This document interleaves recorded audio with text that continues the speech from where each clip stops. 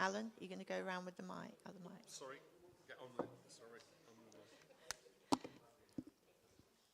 Does anyone want to share what you have evaluated and what you have considered?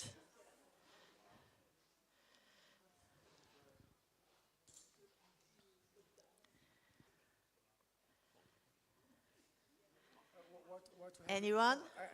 Are you deep in conversation? Would you like? Alan, Vashti will.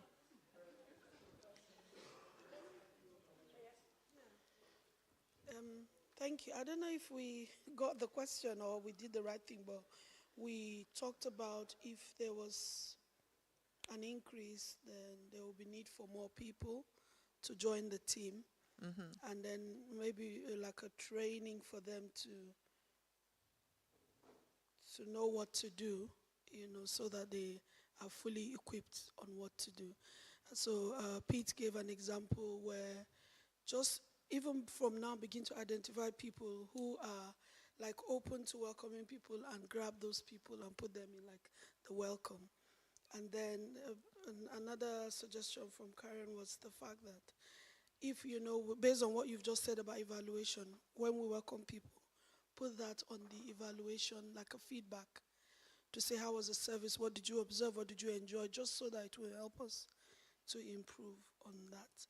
And then in addition to the people welcoming, we have the gap connectors, people who would get the information and connect in addition to the ring rounds that they do. So I think, is that all?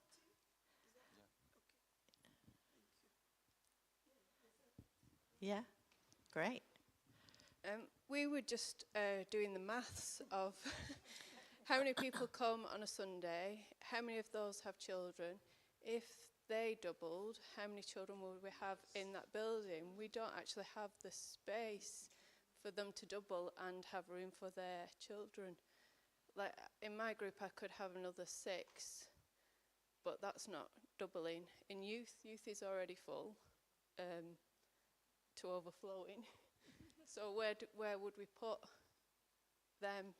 And that's just, you could have more services, but it's just, even if this service grew to 80%, we don't have that facility. We need to extend our, and that's as far as we got, because the maths was complicated.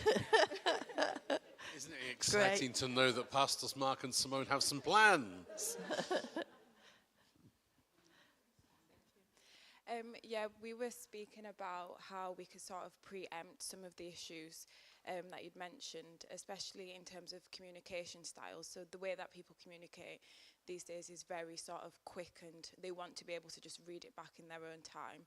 So I was thinking like how, for example, with stewarding, if we have stuff as well as the other areas where this stuff will not change, like you get this bag, you hoover the floor, you do that those things can be put similar to like the foundations course, that it's already there, it's ready to go, which then frees up the more senior leaders to see actually that person already knows what they're doing, so we can then develop them further quicker rather than waiting for people to catch up because they've been told every Sunday. Whereas if they're then left on their own, it helps for them that if they're stuck, they can already just go back and see, this is what I need to do next, rather than waiting for someone, or like, me going to Tarasai and waiting for Tarasai to be free and saying, what's the next step? I can just go and see, this is the next step. I've probably picked that up in 1 or 2 weeks. So if Tarasai sees something that I can help with further as well as doing that, it's given her the space for us to just be more proactive and move on with developing other people further, quicker. And then I think Steve was mentioning, you can also add it to say the reason why we do it. Yes. So the reason why we have the bags ready is so that we can identify people, so people will be more inclined to remember, I have to make sure that I've given this person a bag so that they can be approached, and then their line of being welcomed into the church continues, so it helps us to work more cohesively as a wider team. That is so good. The why. People need to know the why. This is why we do this. This is why we do this way. It doesn't mean to say that something can't get changed. that has been set in place for a long, long time. But, you know, it's explaining the why behind what we're doing is so important for people to understand.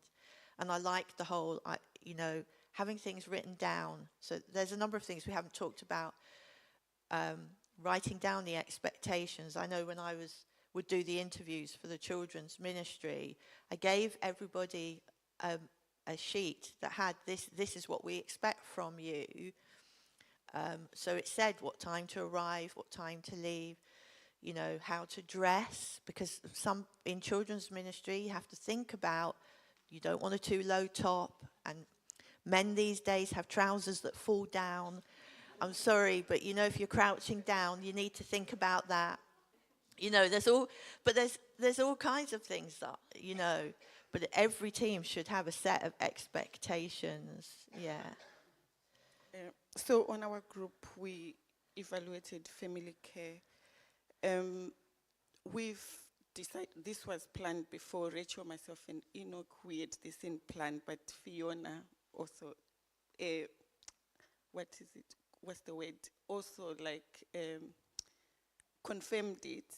So we're thinking we would do a video which goes on church, a short, small video which says what family care does to the other grow group leaders. Because some grow group leaders hear problems, or they hear that someone has passed away of their grow group family. They won't escalate it to the pastors or family care. Then on Sunday, I'll just come and say, hi, how are you? Like, I don't care, their family has passed away. Or is family care team to show our love and prayers